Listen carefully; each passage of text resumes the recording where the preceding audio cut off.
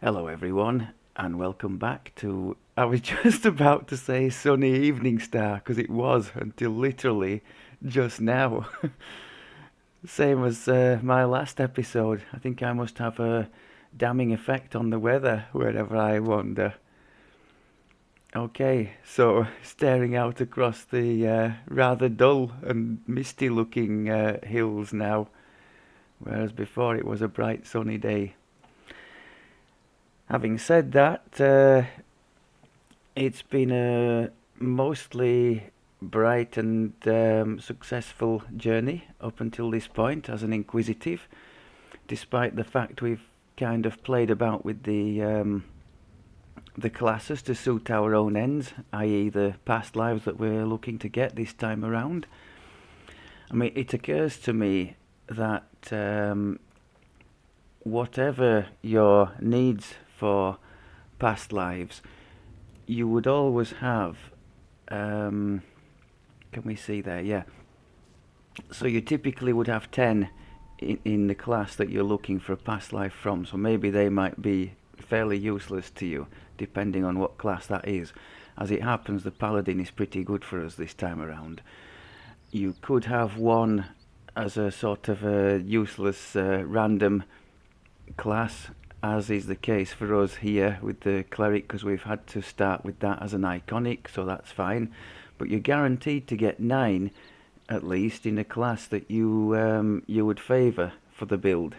So you're guaranteed to get something to go at in the trees, in the enhancement trees, in addition to the Inquisitive, which is quite nice.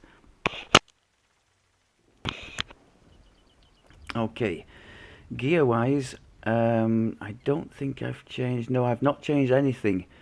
The only thing I'm going to do, because I've realised my range character Red has a legendary version of the Wall Watch set. So for the last episode at 29, we can treat our character perhaps to an upgraded set bonus.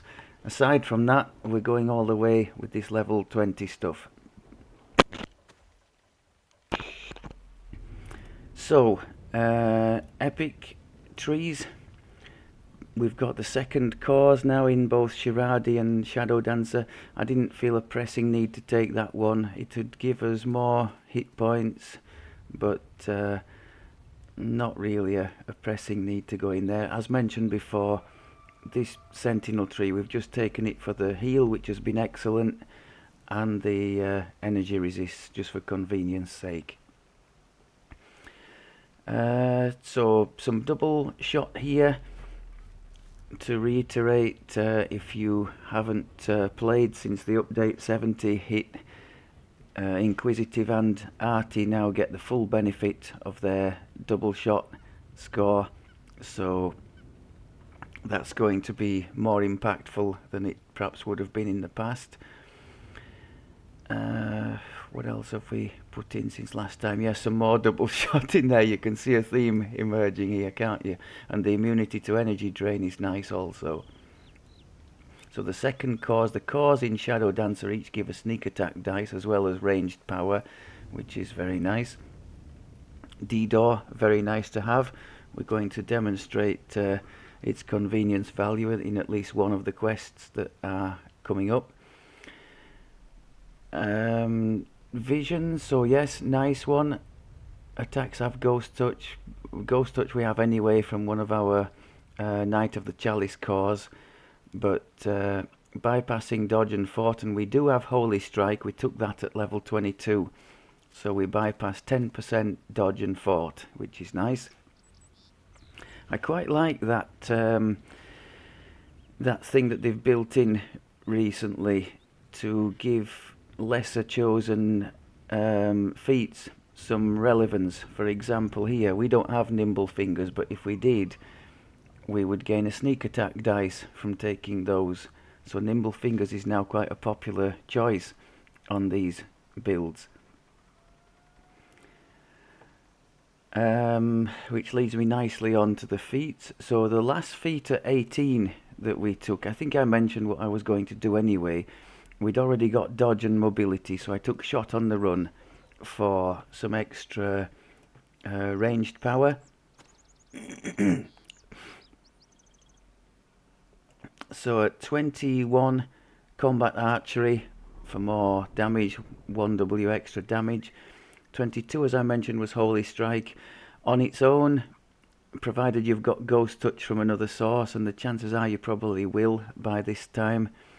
On its own, it's pretty rubbish, I think, but with that that second core in Shiradi, which as arranged you're probably going to be in more often than not, it becomes quite a good choice.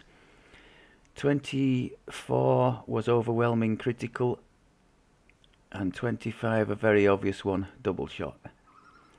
So that's where. Otherwise, as mentioned, things have been going pretty well on the back of our two multi-shot AoEs. We're sailing along quite nicely, and with the no holds barred boost doing some serious damage. I am noticing, excuse me a second, coughing and spluttering a bit this morning. I'm noticing that it seems like the Inquisitive doesn't benefit as much from some of these heavy hitting attacks in the epic trees as, say, the Arty would. The Arty can take the pluck of a string from Fatesinger and get 3, it used to be 4, now just 3 shots in the clip. 3 really nasty, hard hitting shots from that. And same for this Hunt's End. I'm pretty sure all shots in the clip are affected by that. Whereas my testing here would suggest that only 1 shot from the Inquisitive, they fire 2 every salvo, don't they? It seems to me that only 1 is affected by these big attacks. Still probably worth taking, but not as impactful as it would be, I don't think, in the hands of an Arty. That said, the damage in general, I hope to demonstrate here, is more than acceptable. And for if you're just using it as we are here to gain the odd past life, while hopefully still remaining competitive, you know, in a group or just to level smoothly, I think it's totally viable and not to say fun. So let's go and throw ourselves. Oh, the sun's come back out now. Look, now we can have the rolling hills. Let's go and throw ourselves into 1 or 2 of these Druids quests and see how we stack up.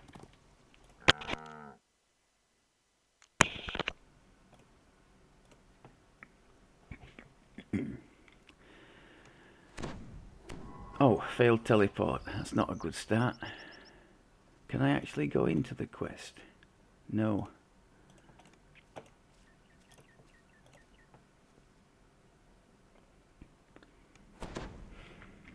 Okay.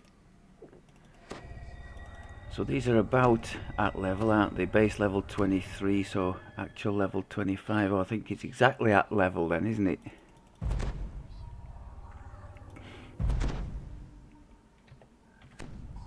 Still remembering to do our little short-term buffs. I'm going to try and lead with our AoEs because my colour spray will be useless against these targets. Fear Reaper at the back there, gave him the big... Yeah, so the big Hunt's End definitely doesn't seem to do as much in the hands of an Inquis than an Arty would.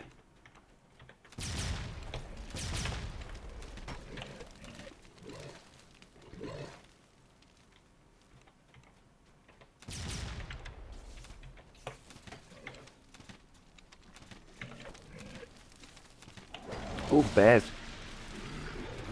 And Fear Reaper.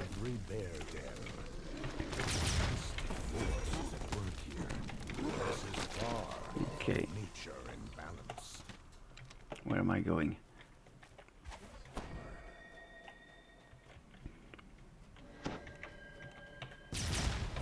Well, that was a nice one. So yes, leading with the thing to remove fortification against these plants should make our follow-up attack hit quite hard. I think you can see already why I'm drawn to this shoot first thing. The short cooldown means you almost always have a nice AoE up when you want it.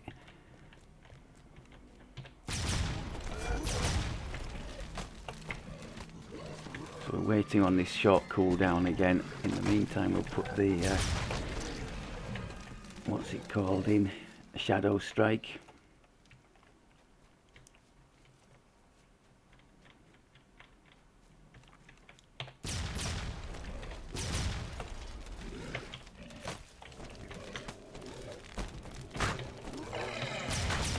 So in the time it took them to close with us, our little AoE was back off cooldown again. So all we need to do here is shoot the corruption node and then just DDO out of here to avoid all the complications afterwards. It's just the nodes that you're going after. I think while we're here we could have a go at the big targets here. Let's use the boost.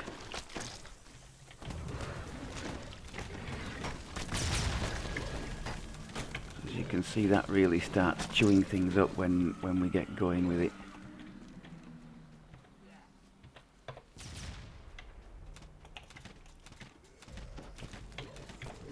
Poor old Carnage Reaper got the end of it.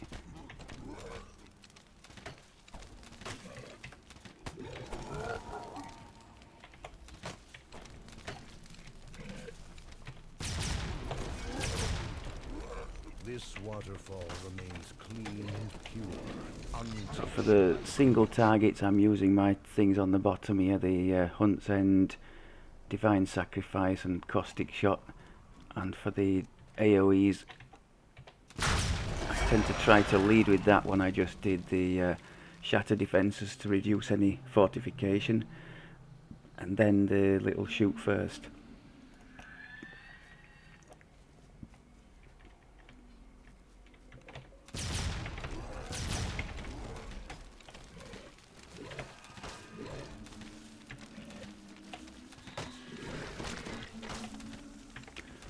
As mentioned, I'm not mega impressed with the Shadow Strike. I mean, it doesn't use our multi-shot ability for a start, so it might be more interesting on a standard bow build, perhaps. The second corruption node is destroyed. 2-1 DDO. Vibrations reverberate underfoot and then throughout the hollow. Perhaps now it will be possible to enter Halsane's chambers. Did we get rid of... Oh no, we didn't get rid of the Druid.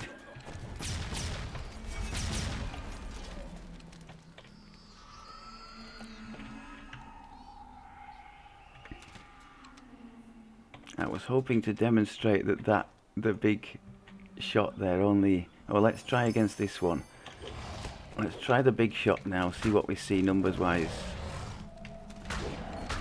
Still don't know. I'm under the impression that it only fires one big one, but maybe I'm wrong.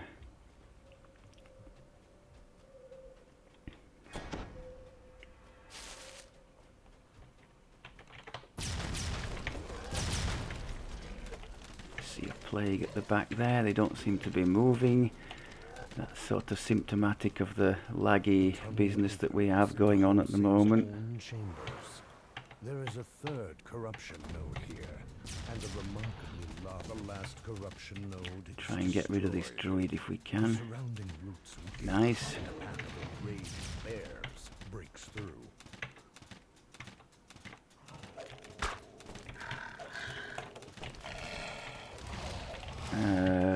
Dodge against the big bear. Getting ready to put the big boost back on again.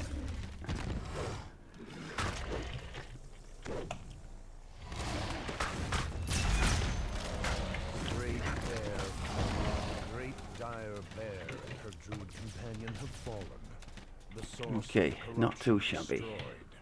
The silence that follows is broken by a faint human cry coming from the rear of the glade. As mentioned previously, I could have, probably should have done it there, stacked up the Hood of Unrest, 50% dodge bonus, with the Uncanny Dodge, which is there. That's another 50% dodge bonus. That would have given us the max of 95, which would have been nice. Come, you are looking for Hall Same, says the injured druid. He is not here. He has gone to Druids Deep. With that, the last of light passes from her eyes. Her words linger dark. So a nice little illustration there, as mentioned, of the how helpful the DDO can be. Without it, we would have had to brave some of the stuff coming out of the construction node areas and the corruption node areas, rather, not construction, and run back on foot to the middle area. So just a nice convenience thing to have. I think the thing with the door, when you're a newer player, as we all have been, you sort of look at it and think, well, why is that such a compelling choice? As you get more familiar with the game and discover more instances in which it could be helpful, you begin to appreciate it a bit more.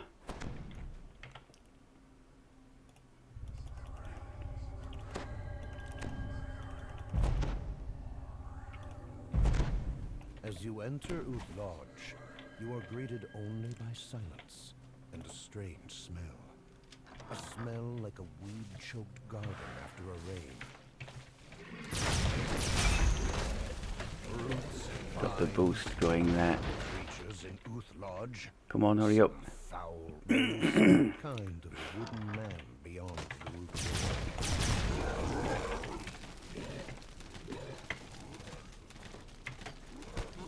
Trying to stand still to get the stacks built up. Fellow defenders has drawn the wood's eye. He is coming this way.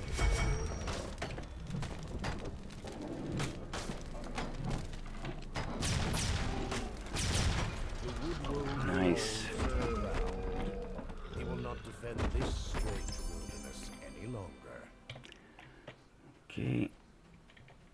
I think we do have some traps here. They're worth disabling if we can. We will get a little bonus for doing that. A door slams shut ahead. Was that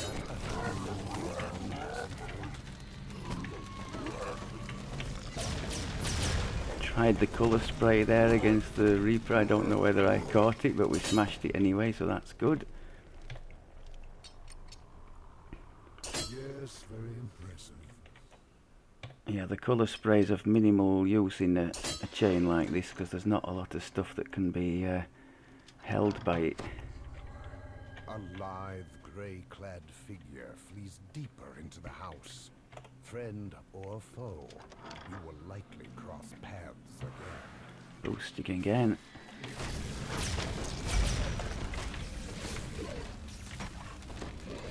Did we get everything? I think we did.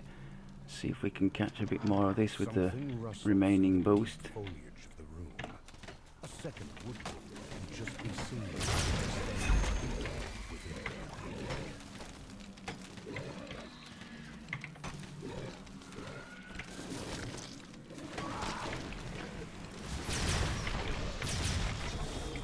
Defeating the other creatures has angered. Oh, here we go. I was hoping he might have gone. I think you do get a small bonus for...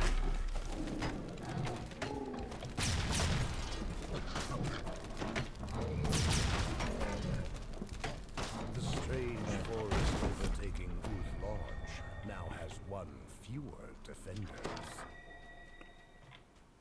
It's the man in grey again, always one step ahead.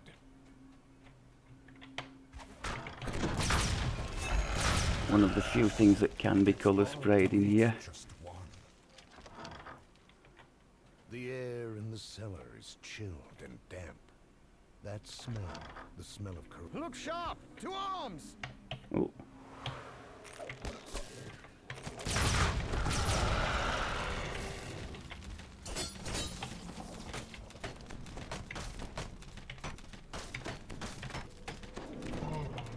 Nice. Well met. So we defeated I all had grown the weary wood of woes. That's lots quite of unusual bark for and me. That leaves for tells company. you a little bit You about the are aware damage this thing can place put is out. far from safe, yes? But of course you are. And also perhaps Danger is about an the old song lower in your level, songbook, I relatively can speaking, see. I'm playing at.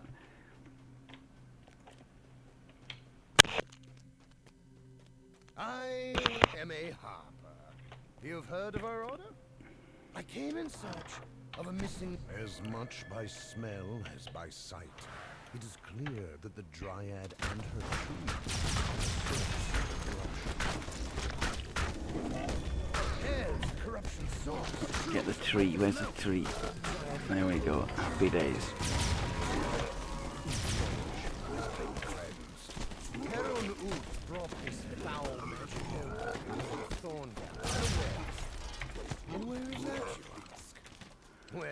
Not bad at all. I think we got an elixir of major mnemonic enhancement there, which is going to be nice for selling for a few shards. As mentioned before, I was lucky enough to find, in any chest as far as I know in the game, you can find one of these random card of curse cleansing, which can be sold for hundreds of shards on the shard exchange. And for somebody like me who never had too many, great to have. I never use them for re-rolling chests or anything like that, but I do use them if I've messed up my feats at the cap, or if I want to skip a particularly troublesome quest like the Crucible in Giant Hold and still get my Saga reward, because I'm not VIP. So if I want to skip a quest, I have to pay 5 shards for the privilege to skip a quest in a Saga. The head priest stands across the room. Head priest Jaskier says, take that key on the table. I forget which wing it opens, I'm afraid. There's another one around here somewhere. I'm sure it will turn up.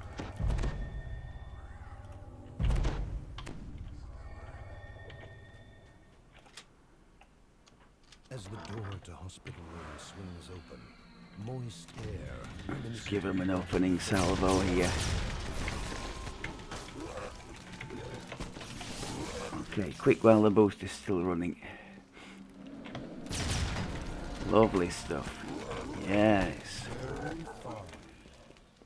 We came, we saw, we kicked some ass.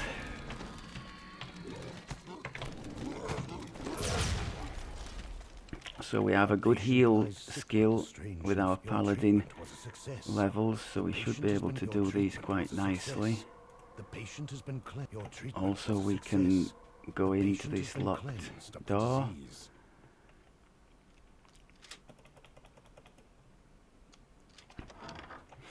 Get these two and that should be the optional. Lovely stuff.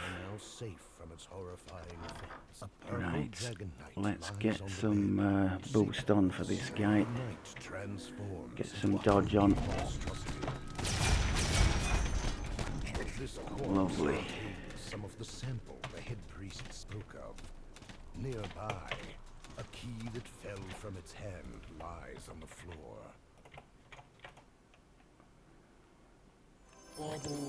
Not strictly necessary, but again a door will get us back to the main area and just into the next bit.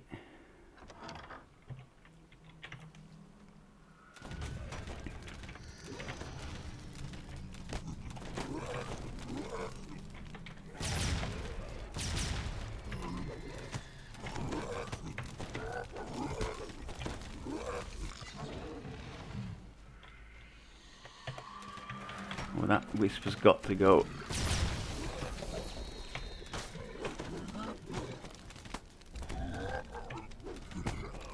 Plague victim bursts through the door. He seems to be in an advanced state of the infection.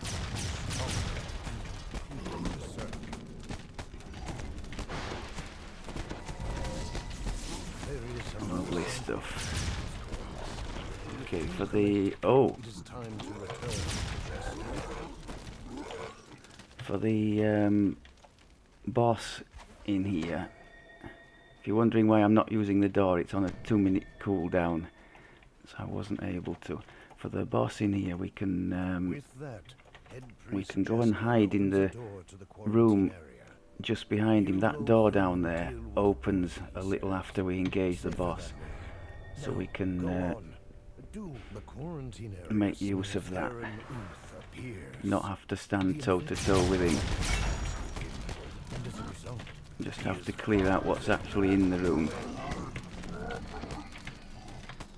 And now we have a little place where we can just sit at our leisure and hammer away at him without being smashed up by him and or the stuff further down the corridor there. you've done it. Because as you can see, there is quite a lot of it. But the key thing is, even stars see.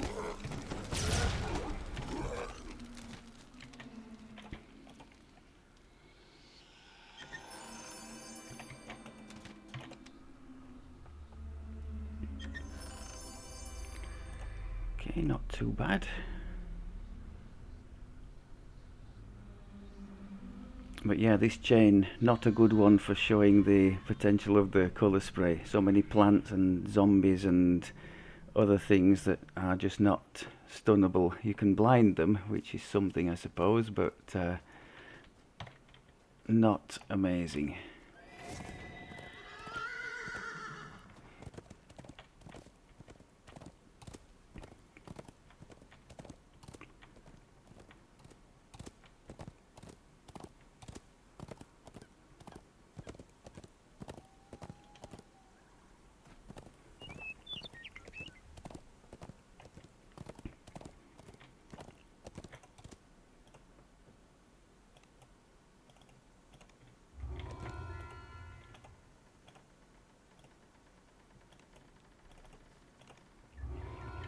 These commendations, we could be using them to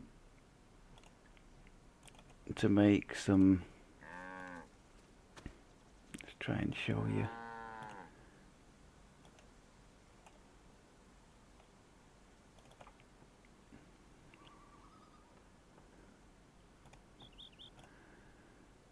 We could make potions of prowess out of them, +2 alchemical bonus to attack and damage rolls, which would help our cause a little bit. I'm not going to do it because we're only playing on a low level anyway, but it's an option, especially for playing at the cap if you're pushing the difficulty a little bit. I do use those with my RT Red.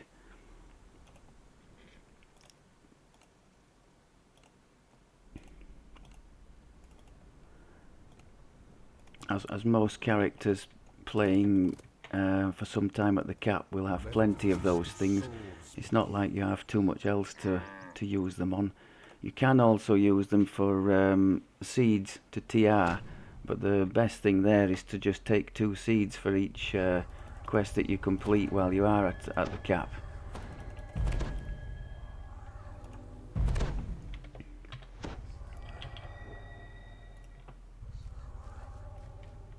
You are near to Druids Deep. The dying Druid's riddle was that you must be a wolf, a fish, and a bear to find the way.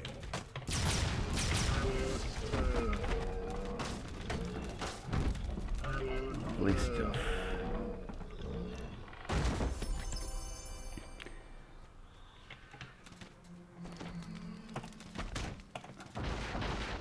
Oh, we could do with a big boost here. I've made a mistake there.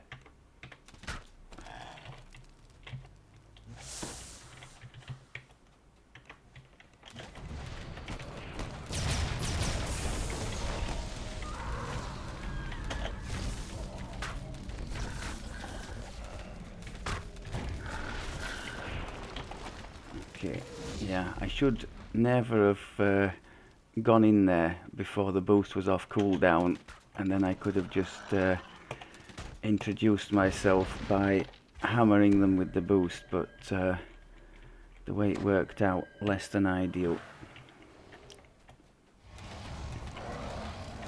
Try and do it better here. So far so good. Okay, some of the stuff we don't need to engage.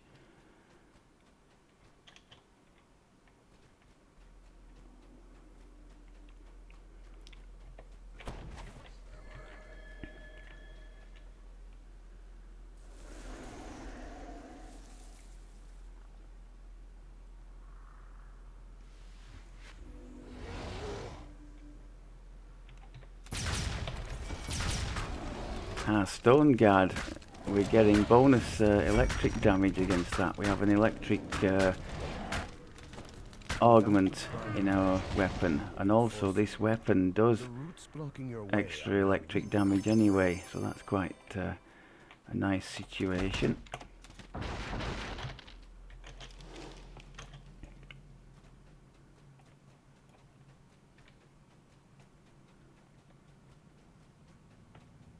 In the depths of the pool, a tunnel is just. So it's the sky, is it Skyborn that we don't want to come up against?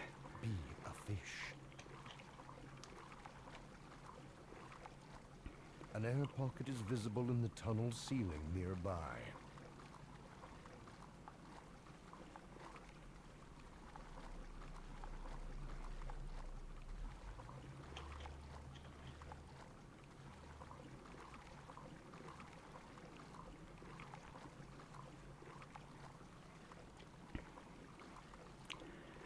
Now I haven't done it this time around, but if you are the type of player who does like to do plenty of stuff in Epic with Slayers, this type of build would be totally suited to that too, with the amount of AoE that it has.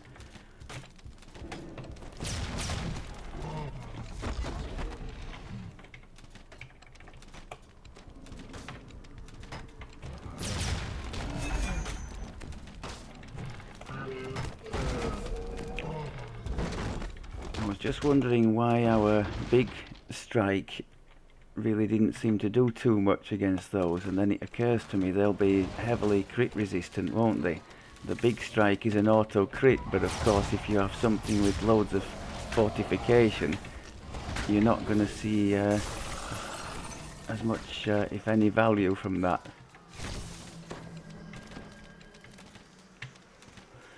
Should have boosted, didn't. Made a bit of a mess of that, didn't I?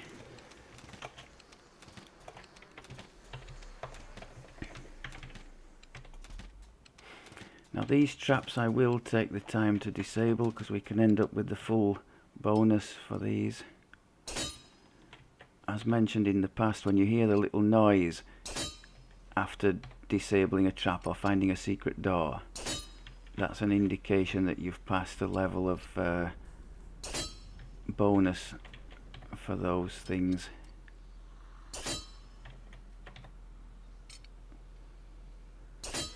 So that would be 10%.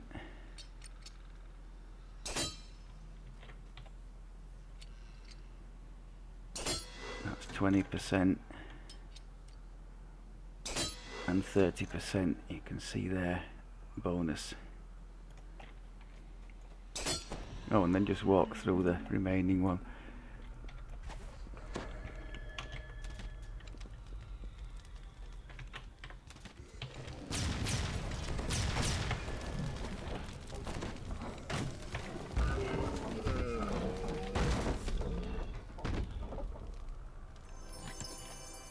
Okay.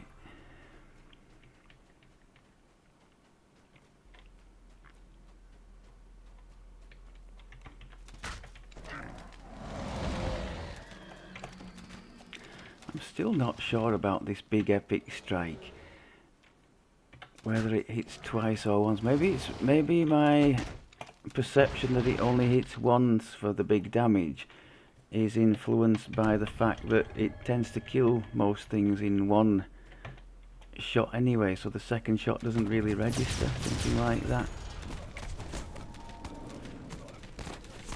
That's the knockdown on a 20 that we have from our Inquisitive capstone. Especially when boosting, of course, that's liable to trigger quite often, so that's handy. There are some things, one of you mentioned to me from a previous time in here, I think, there are some things like the plant type things that can't be knocked down, so maybe that's why we're not seeing too much of that in this chain, because a lot of the stuff is plant based.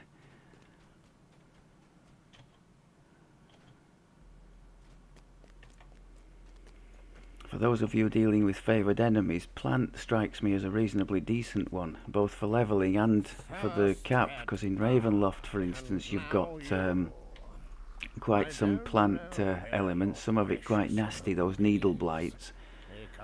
And in the Feywild, those Kelpia plants, aren't they? And they can be really nasty.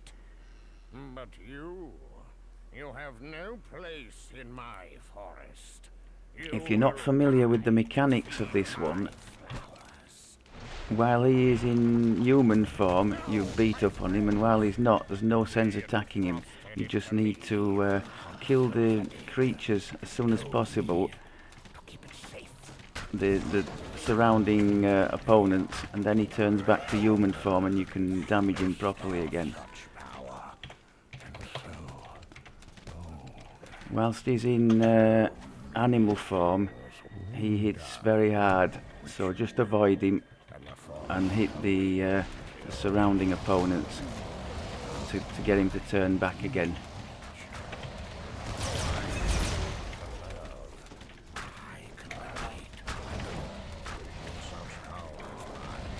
I think that's it. He doesn't know it yet, but oh, maybe it isn't. Okay, that's it.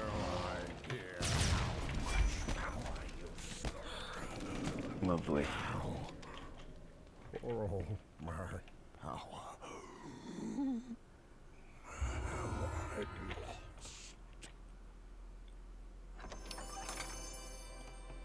And that concludes our business here.